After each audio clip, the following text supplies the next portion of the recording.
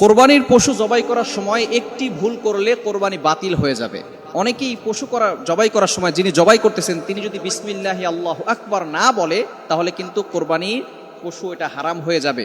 অনেকে ইচ্ছাকৃতভাবে যারা বলে না, অবশ্যই সেই পশুর গোশত খাওয়া সম্পূর্ণরূপে হারাম, কোরবানি বাতিল হয়ে যাবে। এবং অনেকে আল্লাহর নাম না নিয়ে মানুষের নাম নেয়, বলে অমুকের পক্ষ থেকে অমুকের পক্ষ থেকে, এরকম বলা যাবে না। বলতে হবে আল্লাহর নামে অমুকের পক্ষ থেকে, এভাবে বলতে হবে।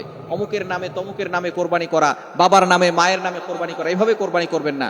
বলবেন আল্লাহর নামে বাবার পক্ষ থেকে, আল্লাহর নামে আব্দুর রহিমের পক্ষ থেকে কোরবানি করা হচ্ছে, এভাবে বলতে হবে। এবং আরো একটি বিষয়, সেটা হচ্ছে যিনি জবাই করবেন তিনি জবাই করার পরে যদি কিছু রক না কাটে এবং অনেক সময় অন্য কষায়ের আর একটা ছুরি দিয়ে জবাই করে, এরকম হয় কি হয় না? এরকম যদি হয় তাহলে যে ব্যক্তি দ্বিতীয়বার ছুরি চালাবে তাকেও বিসমিল্লাহি আল্লাহু আকবার বলতে হবে। তিনি যদি বিসমিল্লাহ আল্লাহু আকবার না বলে তাহলে কিন্তু সেই কোরবানির যেই করা হচ্ছে পশুটা সেটা কিন্তু হারাম হয়ে যাবে। এজন্য দুইজন যদি ছুরি চালায় দুইজনকে বিসমিল্লাহি আল্লাহু আকবার বলতে হবে।